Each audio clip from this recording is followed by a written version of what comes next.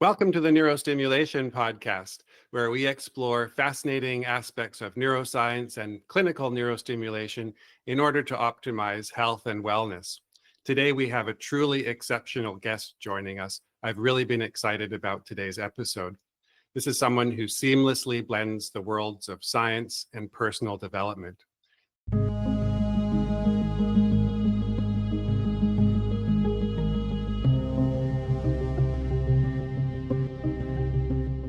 Please welcome Dr. Axa Yox, a microbiologist and geneticist, now a leading voice in personal transformation. She's the author of the groundbreaking book, Stop Calling It Comfort Zone, where she challenges conventional wisdom and empowers readers to embrace discomfort as a catalyst for growth. Dr. Yox, welcome to the podcast. Thanks for hosting me. And Happy New Year. Let's Yes. make it as productive as it's possible. Yeah, Happy New Year to you as well. Absolutely. I'm incredibly excited to have you here. You know, your unique perspective, which is rooted in both rigorous science and a passion for human potential, perfectly aligns with the mission of this podcast. So I know that our viewers and listeners are eager to learn how they can apply your insights to enhance their lives. Yes. And everything starts from the story that we keep reminding ourselves every single day. Because how do we start our day? Like we put the music on and we listen to the music, but we forget that our thoughts are kind of the music that we keep replaying all over again and again. And unlike the music which plays on our radio or the cell phone, which somehow we can unmute if we decide that we don't like it, or we can change the channel. But we forget that we need to rewire the music and the thoughts that we have in our head as well. So if you want to change the story, if you want to have different results, you need to change the thoughts that you start your day with. If you have the negative thoughts, you will have the negative results, because that's the lens that you put on in the morning, and that's how you project the world. That's what you see. Because let's say if you are thirsty and wherever you watch, you are searching for the water, right? You will not search for something else. The same is with the thoughts. If they are negative, that's what you will not attract, because people confuse that the thoughts attract. No, it's just only that's what you see, because everything exists in the world. It's not that the negative doesn't exist when you just constantly think about the positive thoughts. Negative, positive, it's how you pursue the things, because something which is positive for me might be completely negative for you. So the world exists out of our perspective, like it just exists. Whatever you focus on, that's what will multiply in your daily life. And that's where you have to change. And remind yourself constantly with the criticism: do I do it correct? Do I hit the target that I want? If I want happier life, then you have to fill your day with the happy thoughts, happy people, because that's what multiplies the energy within you. And then you just project it out and you attract more people. That's how it works. I love it. I really appreciate your explanation. It makes so much sense. It really resonates. I think that in particular, the idea of starting the day, you know, with very positive, intentional kinds of thoughts that lead to the similar kinds of intentional actions.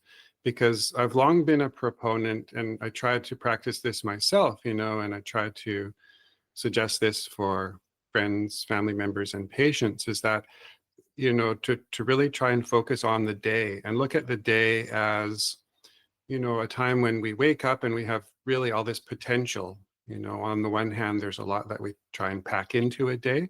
But on the other hand, if we can try and carve out even just a few minutes of silence, perhaps in the morning, to just allow ourselves to think about these things that you're explaining, have some positive intention, before, we start checking our phone and then thinking about all of the things that we have to do.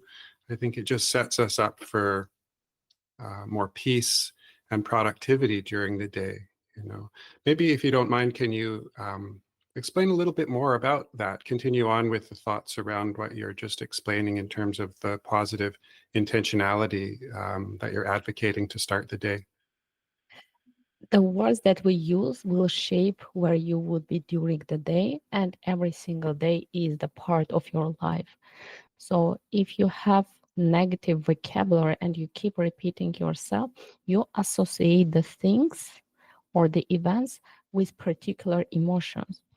If you call the zone where you are unhappy, unhealthy, and unfulfilled to be a comfort zone, you signal to your brain that being unhappy, unhealthy, and unfulfilled is comfortable for you. Whatever you have in that zone, you have on the list as you accepted the reality to be fine for you. Unless you change how you see the comfort for yourself, you will never quit, because you will start very high, ready to change anything, but then you will slide back to your comfort zone. Why? Because human body has 3 levels where we are controlled, and we are controlled by our emotions. So the first level, because whenever you know the levels, that our system, the human body, is a closed system. So whatever it's kind of the triangle. Whatever you put in, it will affect and you will have the outcome. So within that triangle, what is the most important is not only what you put in to have the outcome, it's the state, which is the top of the triangle. Because if you have been stressed for particular period of time, then even if you start the positive emotions in the morning, it will not really change. That's why people slide right back in their comfort zone, because they think that, oh, I will have some nice music, or I will watch some nice video, I will have some nice talk with a friend, and things will change. No, we have 3 levels of our biochemical shift that happens. So the first is the hormones, and it is designed by the nature to keep us safe. So there is no one can control the production of the hormones, because that's the first reaction of our emotion for any outside trigger, whether it's emotion, whether it's threat, how you pursue that. If there is a high noise and you in your mind you associated the high noise with the threat, you would be threatened. If you think that the high temperature is harmful for you, you will start the day with, oh, it's so hot outside. The other person would be like, it's so hot, I can go to the ocean. You see, the same temperature. It's how you see. That's the peak. That's the state where you are and how you associate. The second level is the reaction based on how your hormones shift.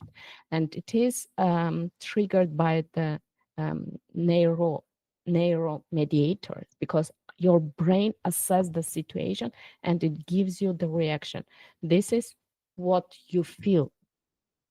The break for the pattern starts between the second and the third level. Even if you associate the stimuli or anything that happened during the day or at that particular moment with the negative emotions, and you triggered all this spiral of the negative consequences, you remember all the uh, negative things that happen to you, like the obstacles, whatever you are going through. Every person is very individual. So you have still the option to break the pattern between the second level, which is the first reaction that your body reacts like, oh, that's bad, that's, you have to get out of there, or people can harm you, and start the production of beneficial neurotransmitters. Okay, assess the situation. It's not very positive at this moment, but I have the power to take it over and change it, change how I see it. Because that's the interesting word that I learned lately, and it changed how I see everything. And it was very, very good for me, because I used to say the word control, control, control. We are all about think about the things that you can control, think about the things that you cannot control, right? Even the quote comes with the word, which gives you this false impression that you can control anything.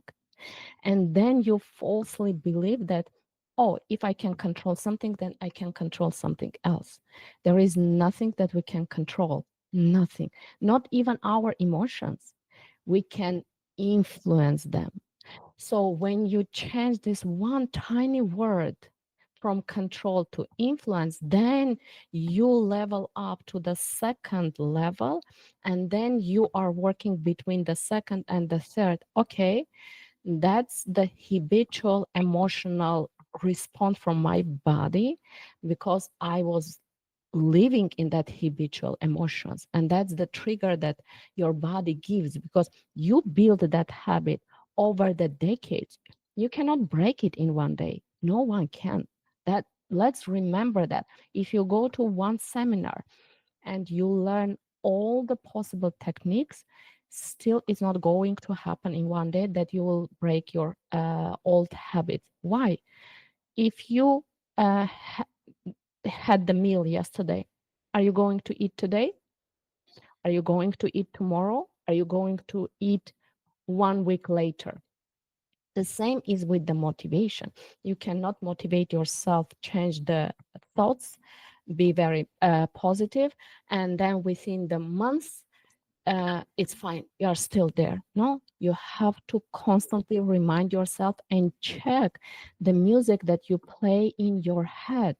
Is it shifting slightly towards the old habits which were built for over decades? Let's don't never underestimate the compounding effect that your negative thoughts have in your body. The same supposed to be for the positive emotions. If you just thought the positive thing today, it didn't compound enough, not only to cover all the effect that you had built for over decades. The secret and the key here is not only to have more beneficial and productive and positive thoughts. It's also to remove the negative, because the negative already has the base, is a solid ground that you created over the decades. And even tiny drop that goes to the negative, it compounds faster than if you add 10 drops to the positivity. Let's call it base tank, whatever you call it. Because remember, whatever you experience during the day, that has the potential to compound over the time. So the one drop in the negative, it still compounds. We need consequently stop feeding our negative thoughts together with multiplying the positive thoughts. That's where you are between the second and the third layer. That's where the magic happens. Only when you break. If you stay on the second layer, if you stay between the first and the second, like the natural emotions, they trigger the shift in your biochemistry, which no one can influence. And the second, which is your habitual emotions, which trigger this the entire spiral that you just go the rabbit hole down the rabbit hole. You will just multiply and compound from what you already had. You have to level up from the second and the third, and that's where the break of the pattern can happen. Hmm. Yeah, no, that's fascinating. Thanks so much for explaining that. I really like this notion of the importance of the words, because words, without our knowing, the words can really cause us to, shift one way or another in terms of our emotions. And I really appreciate the distinction that you emphasize between control and influence, because I really agree with that. I think the influence word is much more healthy, and it aligns. I can see why you chose that, because it really aligns well with the model that you've developed and that you're describing.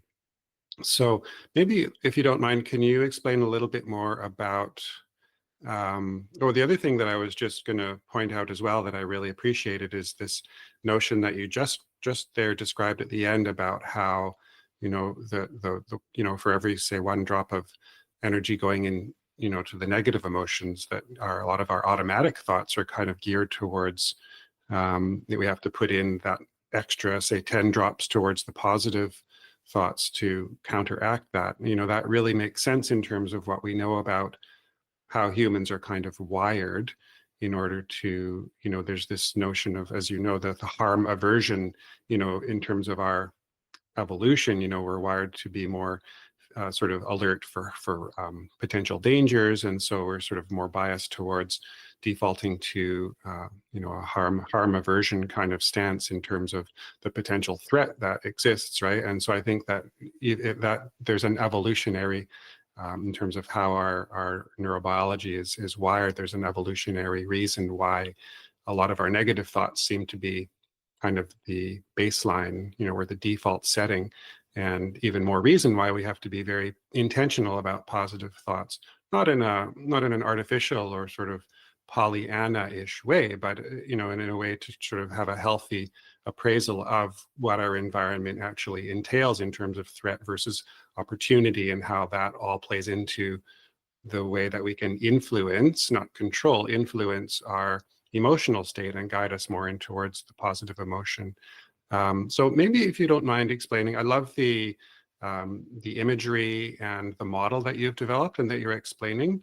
Would you mind explaining a little bit more about the levels in terms of the second and third level? Would that make sense at this point to elaborate on that? Yes, absolutely.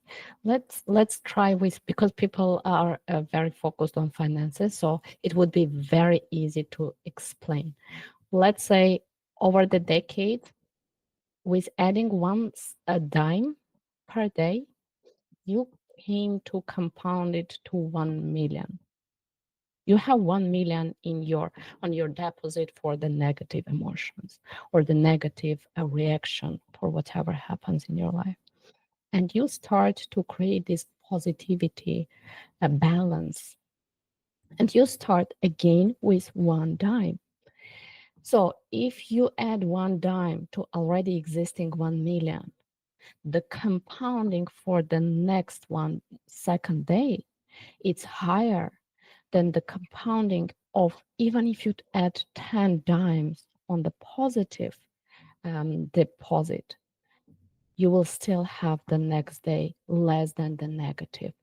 That's why it's very essential to stay and never go down, never level down to be between the first and the second line, because that's where your old limiting beliefs and the habits are formed. You reinforce them. You just feed the negativity without even realizing, because you need to level up and realize where is the influence that you can be present, be focused every second. I know in the very beginning it could be exhausting, but if you are up to change your life, then it takes time. The same, it took time for decades to create the negative emotions. You need now more energy to break the old limiting beliefs. But the difference here is that you do cautiously. And this is where the power is, because if you do something uncautiously, there is no power. It's control. It's influence, but the cautious is stronger. That's why humans are dominating species on the planet, because we use our cautious to completely transform everything in the environment. The same you can do for your life. Every time when you have any thought is the energy. When you create the energy, the the balance shifts towards that. Whether we want or we don't, any emotion trigger the shift in our biochemistry. And the key is that normally people think, oh, okay, I thought the negative thought, and the next second I will shift it to think the positive, and then everything will completely transform in my life. It's not exactly the way as it is. As I said, the cycle is the closed triangle.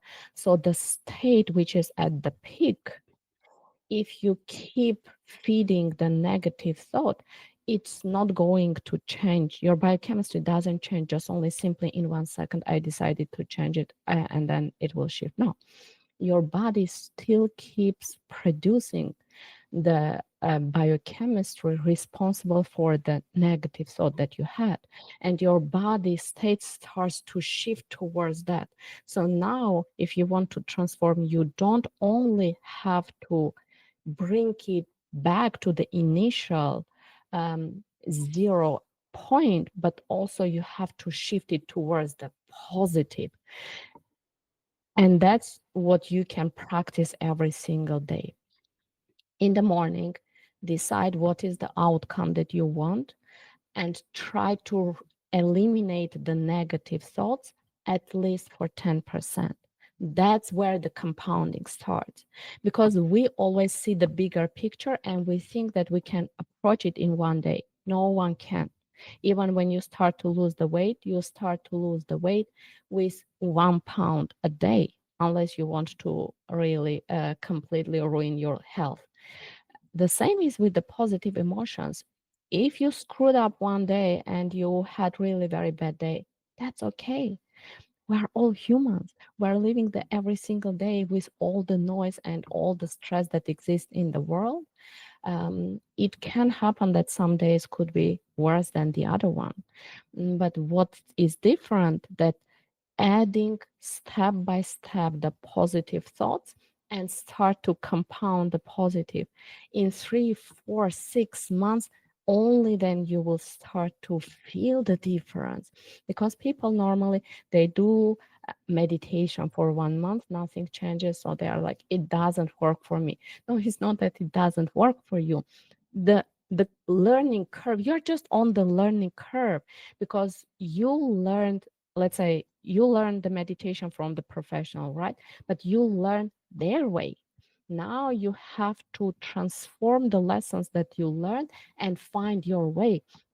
So the beginning 3, 4 months, it's you are on the learning curve, and your body is not sure if you are going to continue as well. You still have the already the base which was built over the decades. You are, whenever you try to do something new, you are between the first and the second layer. Anything new, because you just build the new the habit. So you establish the base, and then your body has to understand, is it beneficial for me? And your body is confused. Is it beneficial for me?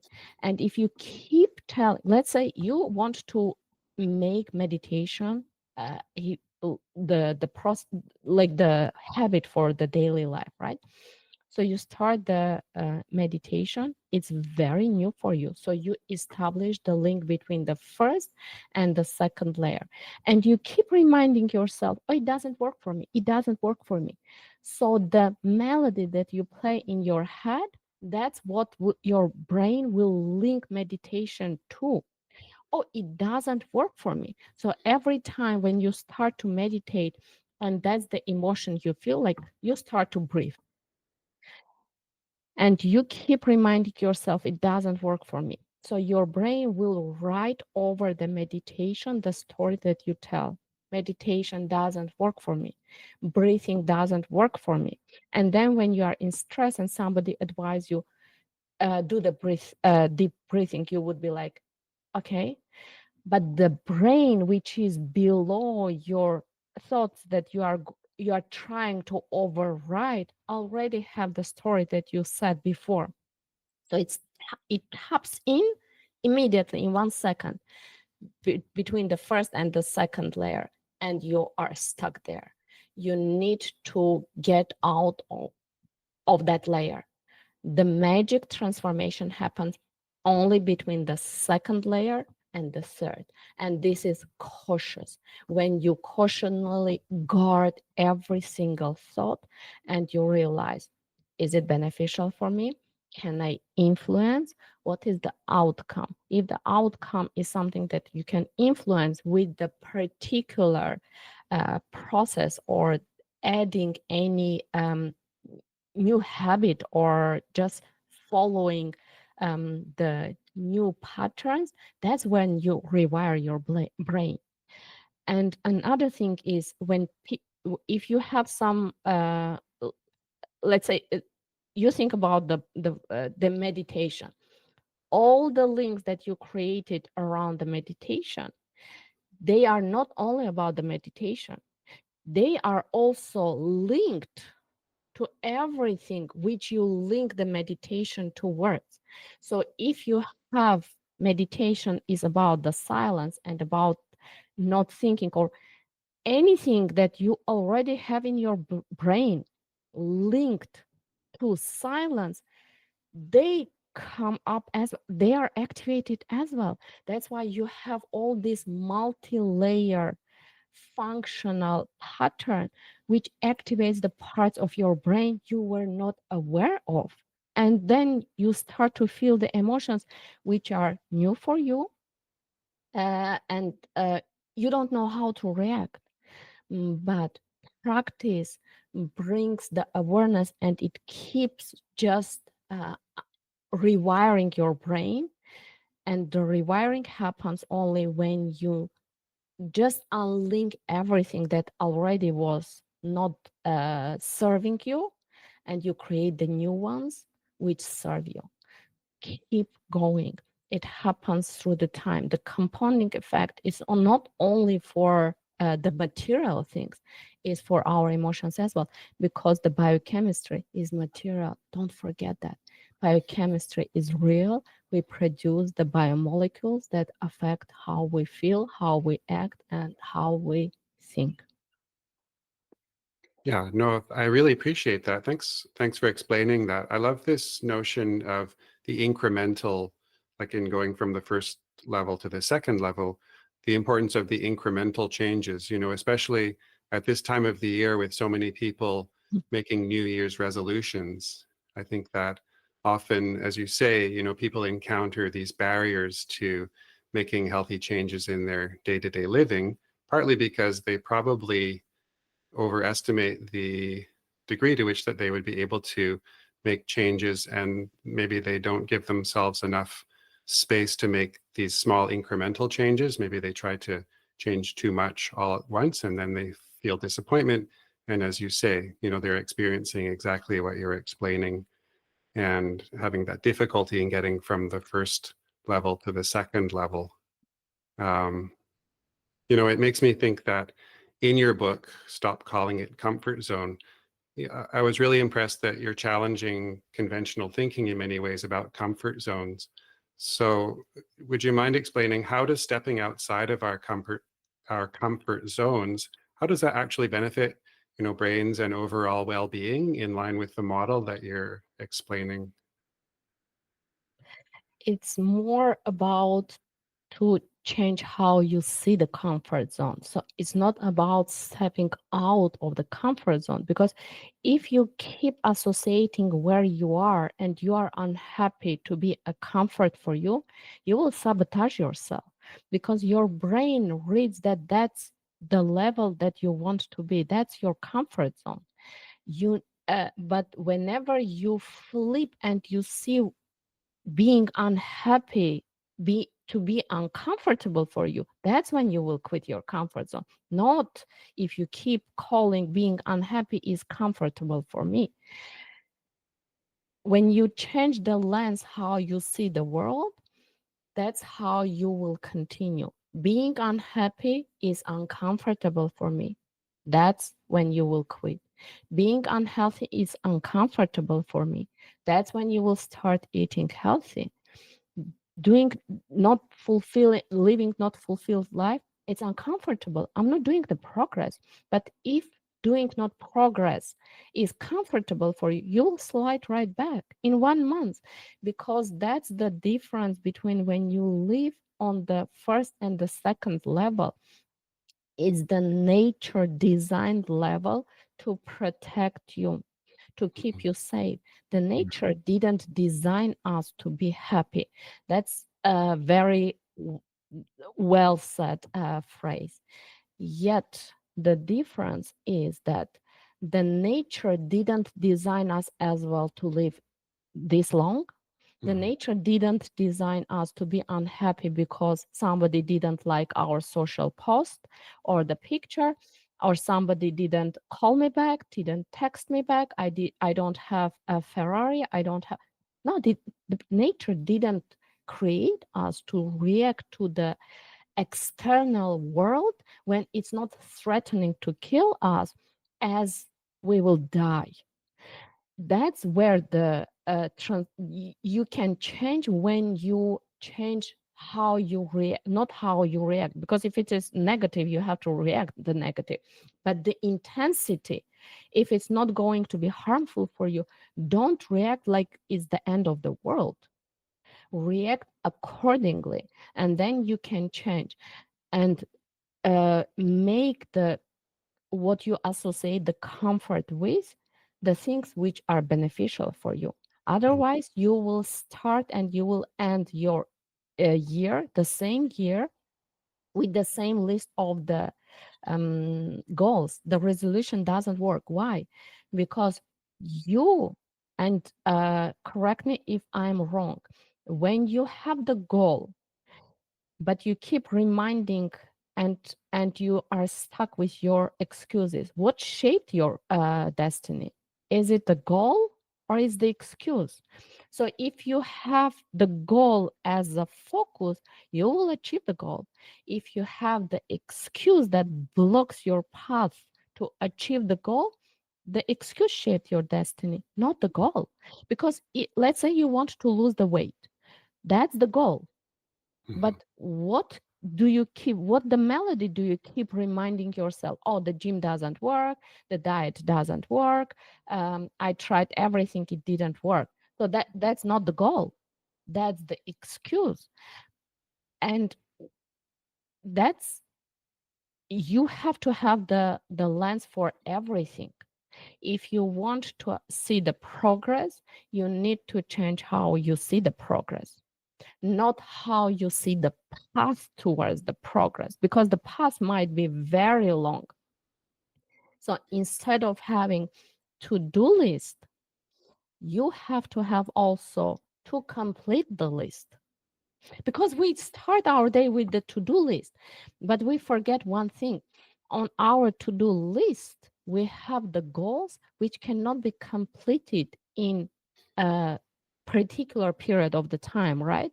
And then we transfer the same list over and over, and then your brain doesn't read, oh, okay, I still need, your brain reads, I still need to do the same. Then it doesn't work. Mhm. So you rewire already your to-do list as impossible to achieve. You need to chunk your bigger picture into the smaller pictures. And together with the to-do list, you need to have to complete the list. Then when you will make the progress, because if you are busy to do the things, you are just busy to do the things. There is no relation between being busy and being productive. But to complete the list, it keeps reminding you, oh, I don't have to do, I have to complete. And then your brain reads the action differently, because then it will give you perspective. No, you don't need to do, you need to complete. Please complete it. Then you will set different goal, and you will realize that to complete that task might take longer. And the next day when you see the same task on your list, you are like, Yes, I need to complete. That's why it takes longer. But to do your brain reads, it doesn't work. And then you just keep in this loop of not realizing why your list doesn't change from year to year, from year to year, because you have the excuses which you focus on, and they shape your destiny, not your goal. Shift it. Shift how you see the progress. How do you see the failure? Many people say, okay, what if I fail? If you see the failure trying and not hitting the target, you will fail all the time. Because, first of all, you are the person who set the target. I didn't set the target for yourself. So you can put the bar a bit lower, and exactly as you said, when you don't overestimate what you can do within, let's say, 1 month particular period of the time, don't overestimate and don't underestimate. Make the goals to be more realistic, set the bar correctly, hit the goal, not below your potential, because then you will never grow, but not higher, because if you miss the target all the time, you will discourage yourself. It's obvious we are all humans. Let's don't forget the progress. People who progressed, it's not that they were lucky or they did something different. They just set the realistic goals, and once you hit the goal, then it gives you this perspective. Oh, I can, and then you just keep going. Mhm. So make that and shift how you see the failure. For me, the failure was never hit the goal and not hitting the goal. It was not doing anything. That's the failure for me, because I am fine to be embarrassed. I tried, it didn't work. Okay, it didn't work. It didn't work for me because at that particular period of my life, I didn't have some skill. But now, the failure is the sometimes is the best thing that you can do. Why? Because it draws the boundaries and the limits where ends your experience and where you have to extend your skills. So what can be done? In some cases, you draw the border which you shall never cross. So the failure can have different tonality as well. Definitely. Sometimes it's, yes, where Mhm. you have the option to go further, to grow, to progress better, and yeah. And in some cases, oh, okay, here is the limit. I cannot cross it. So see the world a bit from different angle, because even the 6 and 9 from different angles, they have very different experience for people who see the number. The same is for us. If you see the failure and the comfort as something which is okay that you don't benefit, you will stay in your comfort zone and never progress. Just change it. Mhm. Yeah, no, it's so interesting. I mean, there's so much there. And a few points that resonate for me really is the importance of the definitions. One of my best English teachers in school was really always emphasizing the importance of definitions, right? And so by, your focus on reframing the definition of comfort zone, I think it's very important. I see a lot of people in practice, and I think it's probably a universal phenomenon that um, there are reasons why unconsciously, I think most people deal with a lot of feelings like guilt and shame, probably from because, as kids, we were all very vulnerable and helpless and um, frankly, not very good at anything, and that brought a lot of emotional baggage that we still carry around. So I think a lot of people probably struggle unconsciously with feelings like guilt and shame. And so then they maybe feel like what their comfort zone is that they don't deserve to be happy or they don't deserve to succeed. And so maybe they have a tendency to self-sabotage and give up on their dreams and give up on their goals prematurely, or set the bar too high in an unconscious sort of self-sabotaging kind of way. So it strikes me that, your emphasis on the reframing and really thinking carefully about how a person is defining their own concept of comfort zone, taking ownership of that. And then, as you're explaining, being able to influence these things in a healthy way, in an incremental way, and also using the importance of the challenges that people are facing from day to day, not as something that reinforces an unhealthy notion of, oh, I don't deserve this or that, because of these unconscious feelings of guilt and shame that are sort of pulling us down and preventing us from achieving our dreams and goals, but really helping us to get to the point where, as you say, you're transcending this first and second level and getting up to the second and third level of your model, which is really what sounds to me like where all the magic happens once you get that momentum in terms of your incremental improvement and your daily habits. And you're hopefully being able to reframe and kind of build yourself a more of a healthy and realistic definition of comfort zone, or what your goals and aspirations are. Then that momentum should start to, instead of the negative kind of downward spiral, then it should start going in the opposite direction, more of a virtuous positive cycle. Yeah. And I like that you tapped back to our childhood. So that we were kind of trying and failing, but still, even in our childhood, when we started to work, right, you failed many times. You failed to write. You failed to do any math or biology, anything. You failed. But we kept going. Why? Because we were conditioned that we have to. So whatever is have to, you did. What does it show? That if you have the list for, oh, I have to do that, and it's possible to achieve, it's not only what you have to do. Because when you go to the school, no one tells you, oh, it's possible that you will never learn to write. It's possible you will never learn to read, right? When you go to school, it's unconditional preposition that you will learn to read, you will learn to write. So you already have the list what to expect.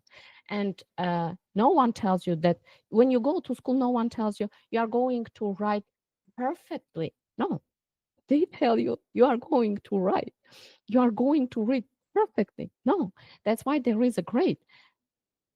Expectations, when they are met, then you are like, yeah, they promised, the promise happened.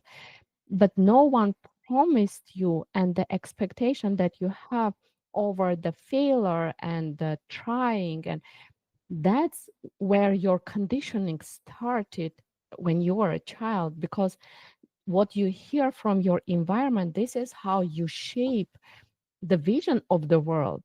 If you grow up in the environment where trying, failing, and then they would be like, stop it, don't do it. When you transition to your adult life, that's how you will see the failure. Because stop, it didn't work first time, second time, just stop it. That's not for you.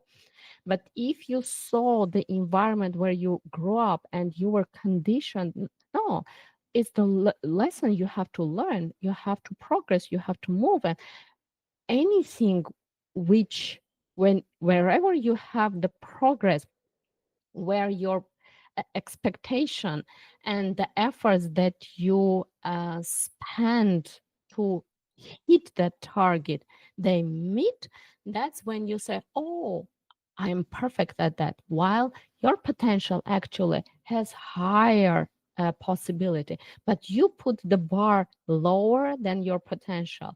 Doesn't mean that you cannot change it. You still, step by step, you go higher, higher. Some people can stop somewhere in between and they say, I'm fine with that. And that's also fine.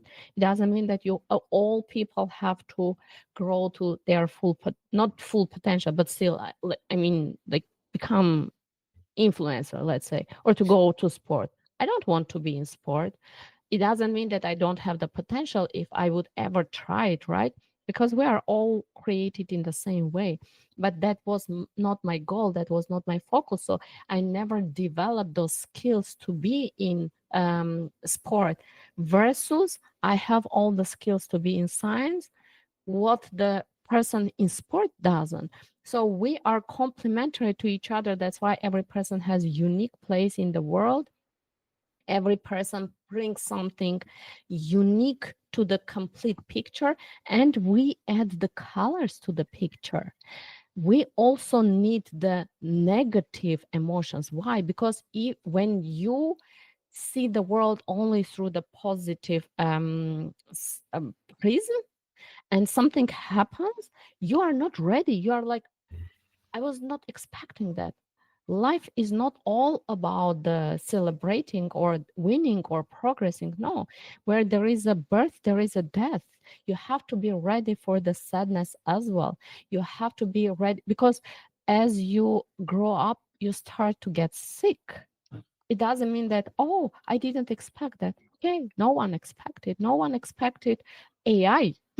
10 years ago, we didn't expect AI.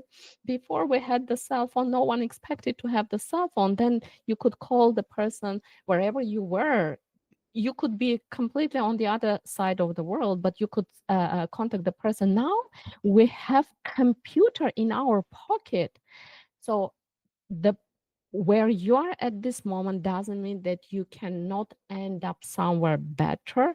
And by the way, it doesn't mean that you cannot slip and go back. So you have to cautiously remind yourself that what is the path that you want to go? What is the end goal? What is the to-do list? What is to complete list? Chunk the bigger picture into achievable steps, and you will see how your life will change. If you tell me drink one ocean, I would be like, I can never drink one entire ocean. But start a sip a minute, you will drink the complete ocean during your entire life. That's the compounding. And whatever you compound, that's what you will harvest. That's where because whatever the input is, the triangle, the input, the state, and the outcome. If you input the positive, but your state is in negative, then the outcome would be not very positive. If you input negative, but you are in positive state, your outcome is going to be positive. That's the secret. That's the beauty. That's the magic that change your inner balance. What do you want? What you can influence and what can influence you. Don't allow the negative to influence you. Take control over, again, control. I'm still working on eliminating the control, because I was conditioned that I can take the control, right? Even the saying is like, you need to know what you can control. You need to know what you cannot control. That's everywhere. And we are conditioned that we can control. And then when you don't meet your expectations, the frustration starts, because you are like, okay, other person can, I can't. It means that I can this, I can this. And then you go the complete spiral for your old limiting beliefs that you created for over decades. Compounds what you start today. It will compound tomorrow. Start compounding the positive emotions.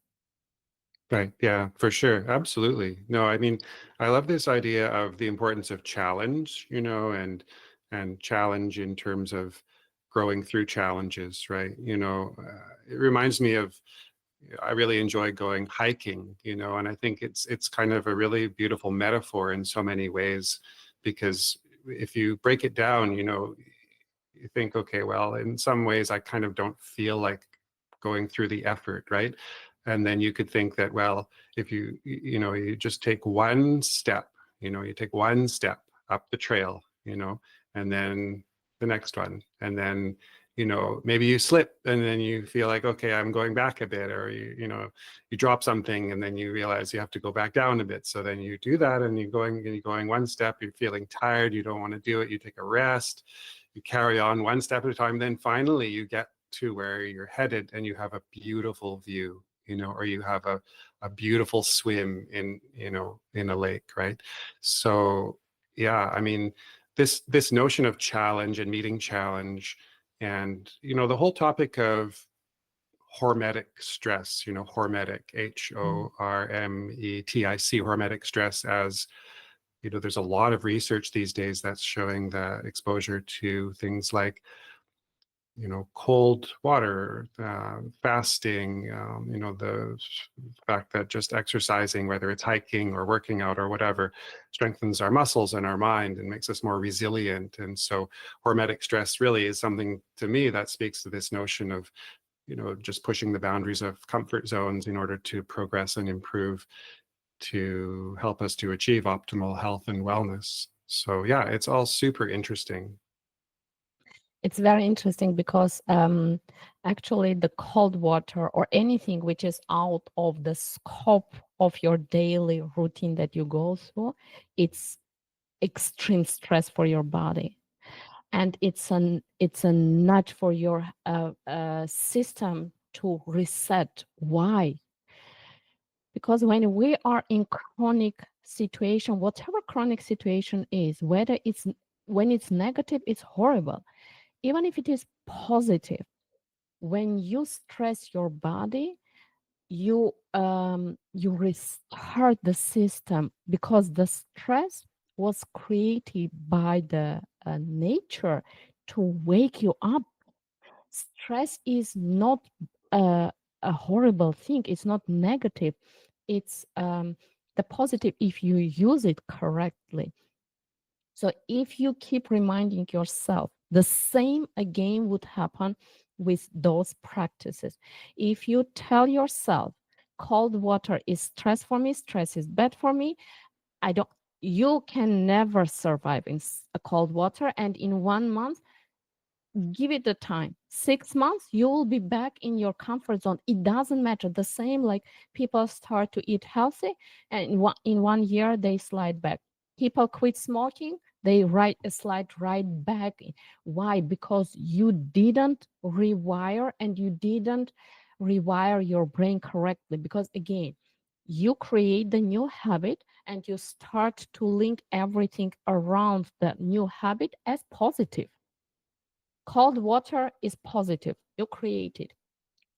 If there is one attribute which was previously linked anyway to negative thing, let's say cold is cold for me, it's not good.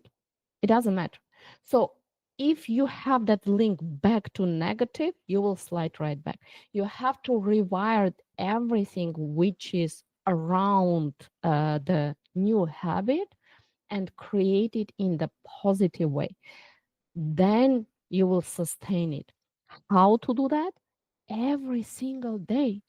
That's when people think, oh, I created the new habit. Okay, how often do you think, oh yeah, I created it 6 months ago. Okay.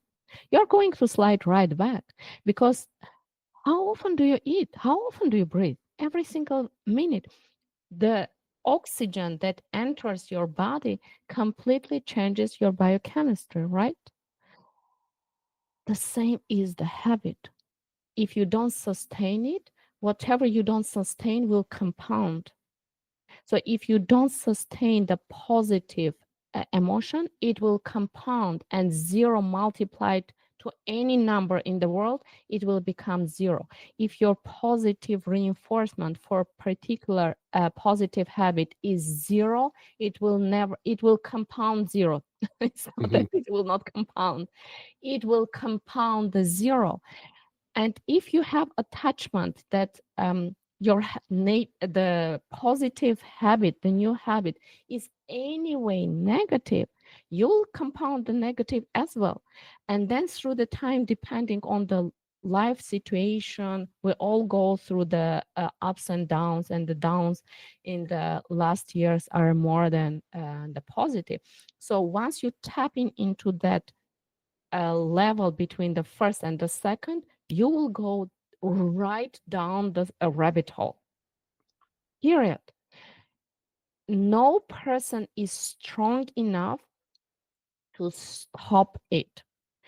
The successful people, they don't stop the negative thought.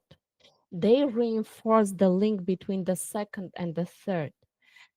Period. This is where the transformation happens. If you think that the people, successful people, don't have the link between the first and the second, which is the habits, the negative habits that they created over the decades, and the negative emotions that it triggers, you are very mistaken. They still have it, but they created the extra level between the second and the third, and they compound from there. They tap their energy from there. They harvest, and even the tiny thing, it still compounds. And then once you stop feeding the negative, that's when it it multiplies the effect of the positive. Don't think that the people who succeed, they don't have the negative days. It's impossible in the life that we live. How many people that you met on your path thought that COVID is the worst thing to happen to humans? Mhm. Yeah. COVID, I know that many people lost members of their family. I know that. I really had both vaccines, and the second one was so horrible. I was not sure that I would survive. If to be honest, the second vaccine was so bad for me. But when I tap back and I look, I am like, okay, if not COVID, we would not have the option to have all these classes to learn all the wisdom, because they were running the seminars in person, right? We didn't have all these online classes, the option to even have the Zoom meetings to talk to each other. We didn't have before the COVID. So if we change, you just see the positive thing. And I started to reinforce it. And now I see the COVID was actually one of the best things to happen, because Yeah. it completely transformed the communication platforms for us. We see the world now. If you tell me you have to come in person, I would be like, I have to drive all the way. Are you For serious? sure. Yeah. Can we do it online? The first time, I would never go in person, because I'm like, do I need to trust the person? But before, you didn't have the option. Now you have the option. So I just changed the perspective, the meaning that I gave to the pandemic and the lockdown. And I see the outcome, which not many people see. They neglect it. But through that, I started to compound. And every time, what it does to the body, by the way.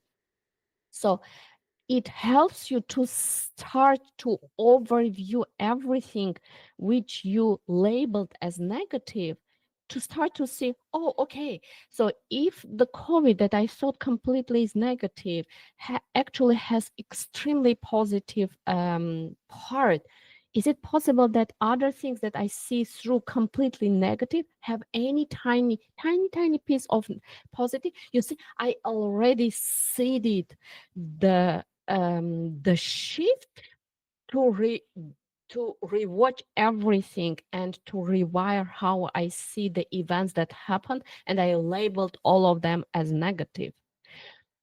The tomorrow depends how you spend your time today.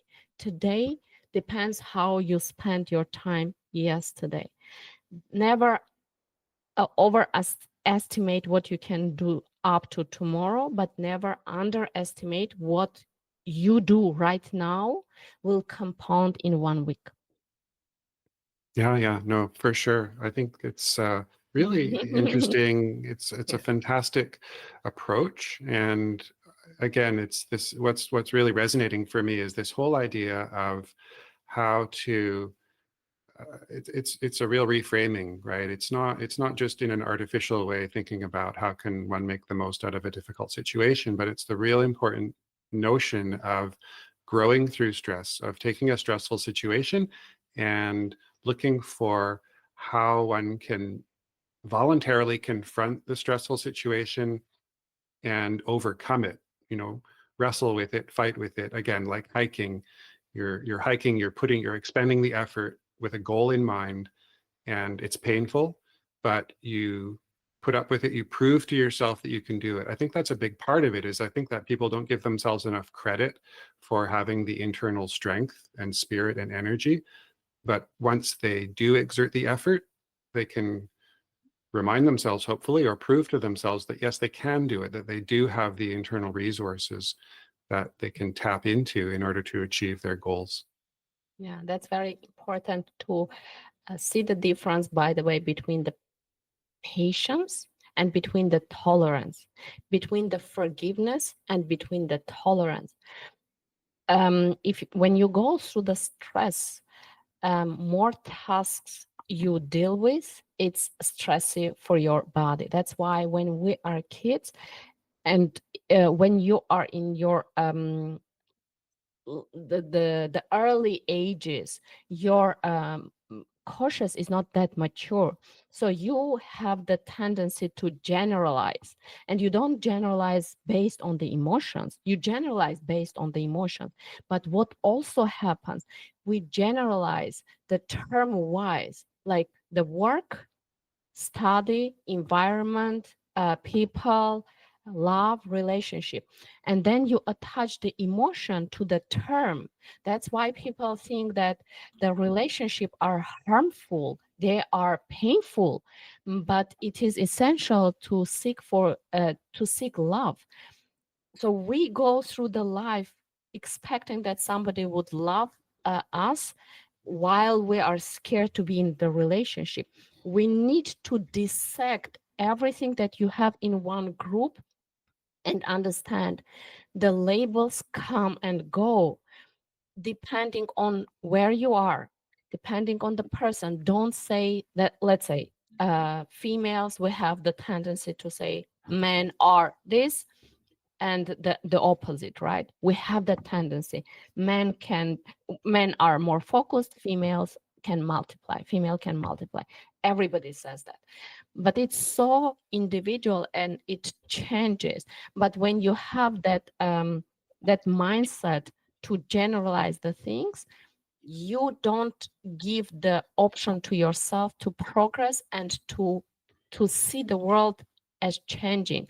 If I didn't succeed today, it doesn't mean that I will not succeed tomorrow. If I do one step today, it doesn't mean that I cannot do the second step tomorrow. The progress comes from when you continue, but when you continue to do the dumb things, you will multiply the dumb things. So doing the right things is essential as well. Normally people think, oh, I will do the consistency is the key. No, no, no, no. If you do the dumb thing consistently, you will multiply the dumb thing consistently, and Yeah. you will think that it doesn't work. It doesn't work to do the dumb things. Period. Yeah. 100%. No one would disagree with that. Hmm. So if you bake the cake, if you have the recipe, and if you skip one ingredient, you will never bake the cake. The same is for every process that you do in your life. There are particular ingredients that you have to follow. Not only the ingredients, you cannot mix all of them and expect to have best cake. If the ingredients needs to be mixed step by step, these two together, then you have to add the third to this and the fourth to this, and then there is a process for everything in the world. If you need to transform your life, see what's your bigger picture, then dissect the bigger picture and chunk it, and have to do the list. To do the list relates to the bigger picture. That's the difference. To do the list, to-do list is linked to the bigger picture.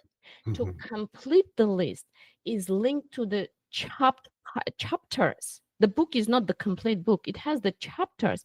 Every chapter has the title. Every title has subtitle.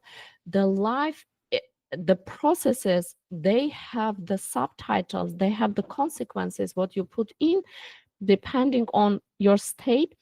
you will have the results. Start to component the positive thing, learn all the ingredients that you need to succeed, and stop doing the the sabotaging effort. Stop it, because otherwise you can never reframe and reshape the path that you go. You will just slide right back slowly, but slide right back to your comfort zone, then start again and slide back. And you would think that the progress, that's the progress. That's not the progress. The progress is when you are one level higher every next period of time when there is a milestone.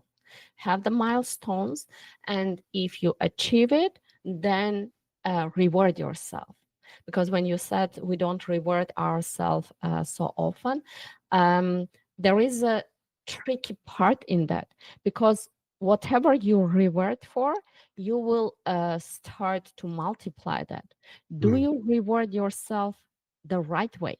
If you reward yourself for the effort, you will put the effort. If you reward yourself for the outcome, you will put the efforts the right way for the outcome.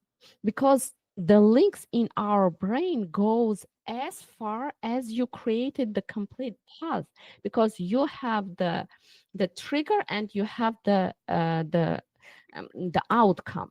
If you have the chops in between, which don't have the progress, you will come halfway and you will reward yourself, and then your brain read, oh, okay, I'm rewarded for the effort.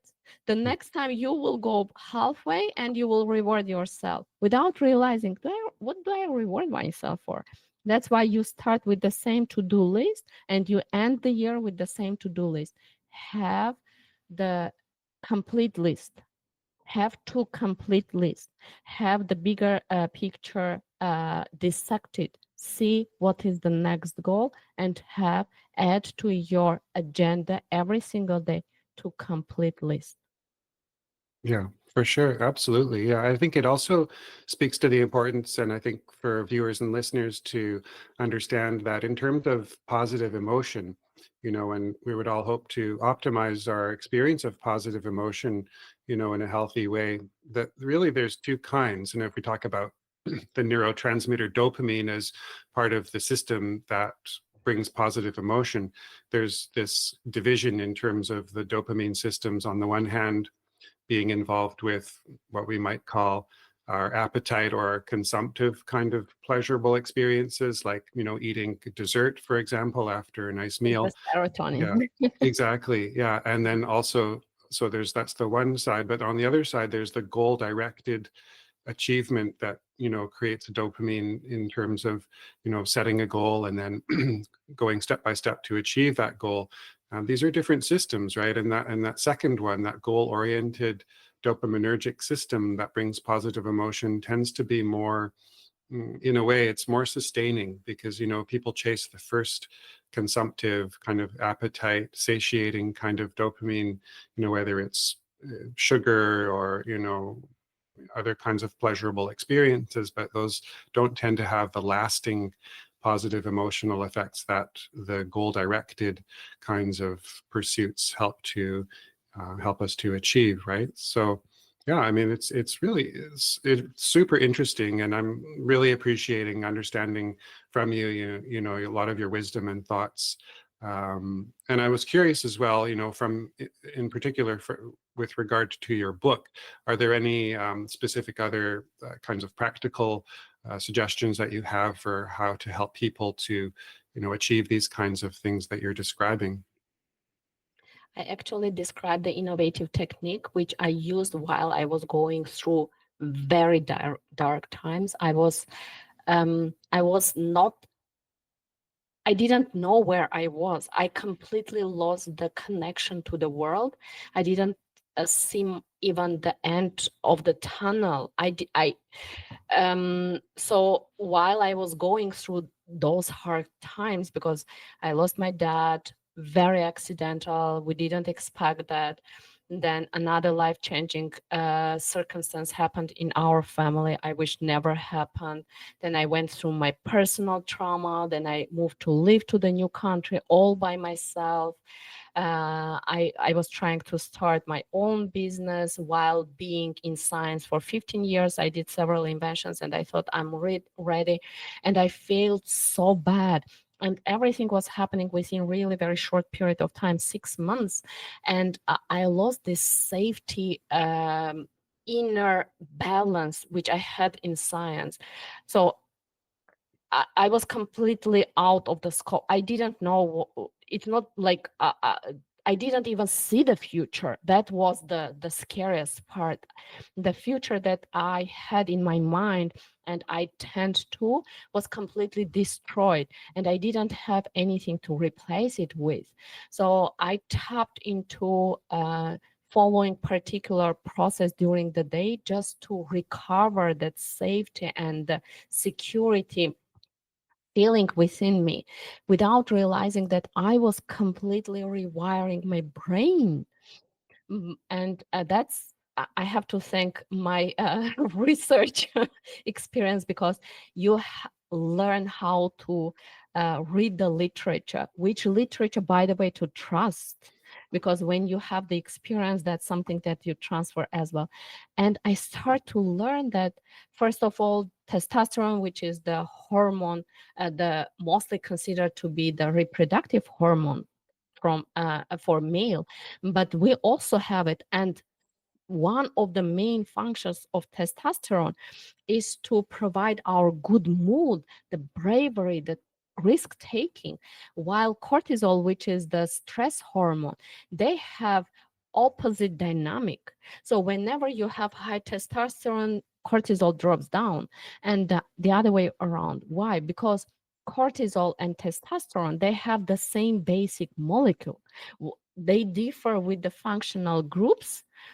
So whenever your body starts to produce testosterone, it doesn't have the same basic molecule to produce cortisol, which is the stress hormone. And when I started to read the literature, I was like, wow, the nature is amazing how it created our body. And without realizing, the nature was just forcing me to follow the process. If somebody is in very dark place, they don't know how to continue, they are so stuck, and procrastination and anxiety is the daily feeling that they go and emotion that they go through, I encourage them to read the book, because together with describing the innovative technique, I found what I had from my past that didn't let it go.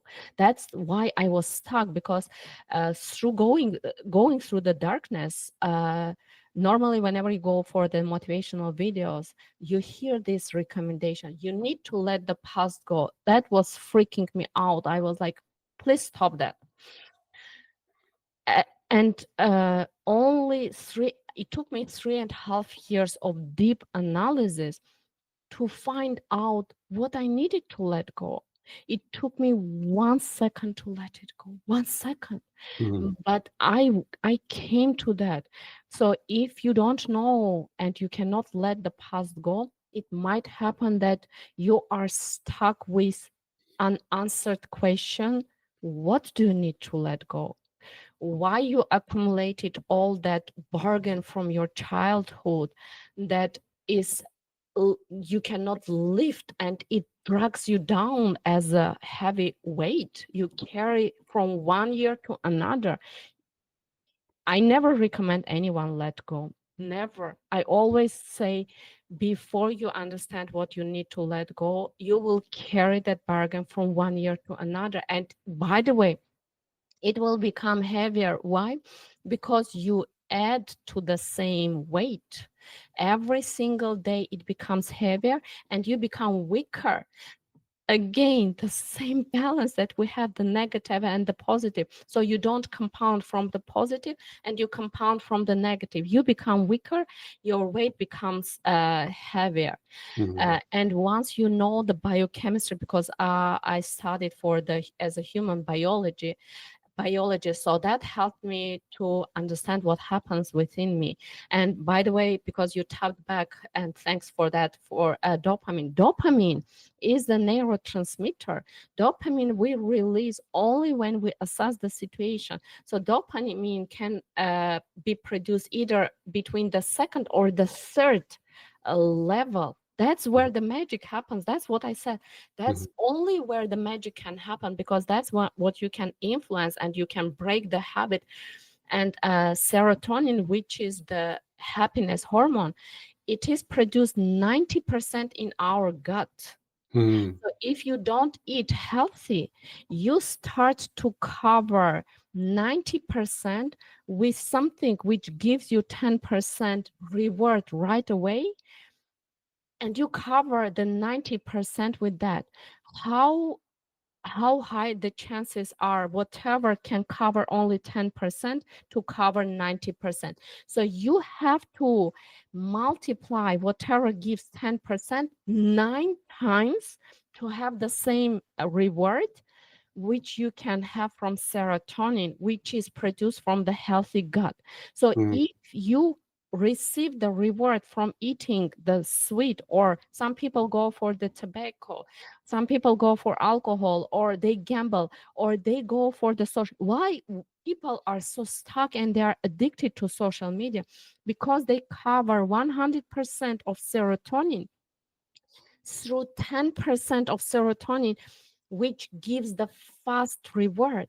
And Mm. we multiply it 9 times, and then we are amazed that we are stuck. No, the body is the closed cycle. Please remember that. What you put in, it will, depending on the state you are at with your biochemistry, you will have the reward. You will harvest that, change that.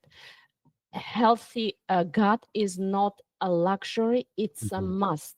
Without that, you will stay in that cycle, the vicious cycle that you don't see the outcome. I Mhm. had the same. So if you don't see the outcome and you are so stuck and unhappy, read my book.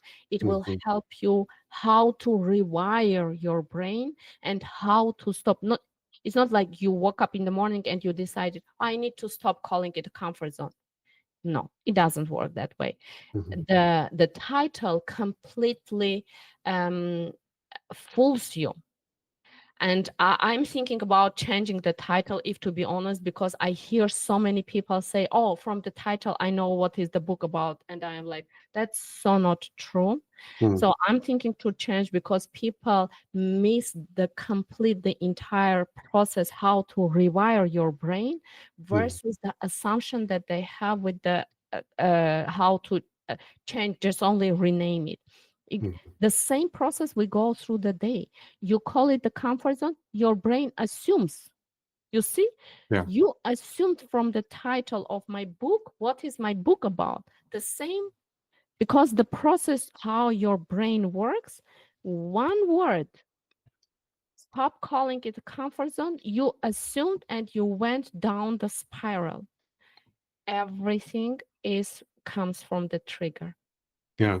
Oh, for sure. Well, and thanks for sharing, some of your story. I think I can relate to that. I think everyone's going to, if they haven't already, have to navigate major life challenges and crises. And so understanding how, again, we've talked a lot today about how to confront challenges voluntarily, even things that we would rather not go through, but understanding that if we keep going, we can get to the other end, and then we'll probably be able to look back and say, in some sense, you hear it over and over again, famous people who are very wise will often say, if they look back on their life and life experiences, it was some of the most difficult things that they went through, that they probably at the time would have chosen to not go through those things. But when they look back, they think that those were some of the most important things in their lives to make them who they have ended up being, and to have helped them to grow through that, and to mature into healthy individuals. But maybe I see your book up. I mean, I think the title's great, and I think part of what makes it attractive and appealing is that it does bring questions to mind, and it encourages someone to want to read about, what exactly you're intending to convey with the title. I see the book behind you there on the shelf. Do you mind just holding it up to the camera so that viewers can have a look? And Yeah. yeah, and I think, I'd really encourage people to explore your book, read your book, Yes. explore you online. And again, I think what I'm really excited about, our audience being able to explore more is, as you say, getting from the second to the third level in your model. And I'm sure that, you explain that in detail in the book. Maybe if you don't mind, unless maybe let's look at is before we look towards wrapping up, is there, what do you think would be the most important takeaway from our discussion that you would want listeners and viewers to gain from our conversation today? Normally, I go with one of the best advices that I heard in my life: fail fast. But lately, I completely shifted, and at the moment, I am very much into life is unfair and accept that. And where is the magic actually? Because we complain about the life unfairness only when it's not in our favor. If we worked hard, if you studied hard and you went to the exam and you got the A grade, you would never come out and say, oh, it was so unfair. You would be like, I studied so much.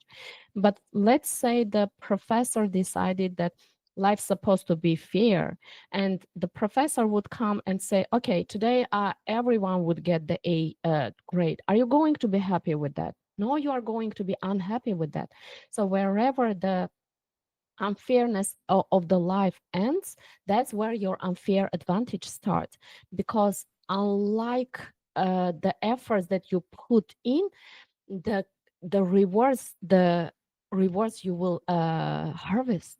So that's where the you have to break that mentality that the life is unfair. Life is unfair. It's never going to change. It's not that change the perspective how you see, but I encourage you to go for the second and the third level. This is where you are, because if you are in life is unfair, you have to accept it. You are between the first and the second level. You are not in the superpower level, which is coming between the second and the third. Life is unfair. I'll take it and use it in my advantage, because then you cannot stop me, and the progress that I can create for myself, it's unproportional, because you cannot it's unproportional as it compounds as well. So if life is unfair, never stop there and say, oh, life is unfair, and oh, blah, blah, blah, blah, whatever we go with. I came to the country all by myself. I was not fluent with English, because in science, normally you don't need to speak. You are in your laboratories all the time, right? I was perfect with writing. It took me 2 months to write the book, because I started to write, edit, and create the content, like writing, for 20 years. It took me 2 months to write the book. But speaking was not my part. I pushed my limit, not only to speak the language, which is third language, by the way, for me, but also where the life was unfair. And here is the best key that ever anyone can hear. Because I needed to stand out, because I was not very fluent in English. So I realized that I need to stand out differently. I spent 3 years studying all the literature and all the talks that exist, and I found two things which no one speaks about, and I'm going for TEDx. Good for you. So That's great. wherever the unfairness, injustice of the life starts, ends, doesn't matter where the border is, this is where your unfair advantage starts. Because if I would be fluent in English, I would have the advantage, and I would not bother myself. Okay, no, because I would be satisfied, but I needed to stand out differently, because I have the accent and people insult me all the time for my accent. And I'm like, okay, do you think I cared? I never cared because I was like, okay, I see, I have different values in my life.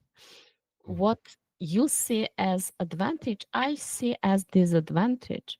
What you see as disadvantage, I see where my advantage is. You pushed me, and now I need to improve my English, and that what was my nudge. So if life is unfair, it doesn't mean that that's not where your breakthrough can happen. Don't let the unfairness of the life to be the breakdown, turn it into the breakthrough point. Oh yeah, no, that's so well put. And your English is excellent, by the way. I think it's wonderful, and it's again a testament to what you're saying about meeting the challenges of learning a new language. And as I understand, English is a very difficult language to learn, and so you're doing really well, and it's fantastic. Yeah, and maybe you can share also. So again, your book is it's stop thinking, sorry, is it stop Stop calling it calling it a zone? Stop comfort calling zone. it comfort zone. Yeah, I just wanted to clarify that for the listeners, the people that don't have the benefit of being able to see you hold it up. So stop calling it comfort zone.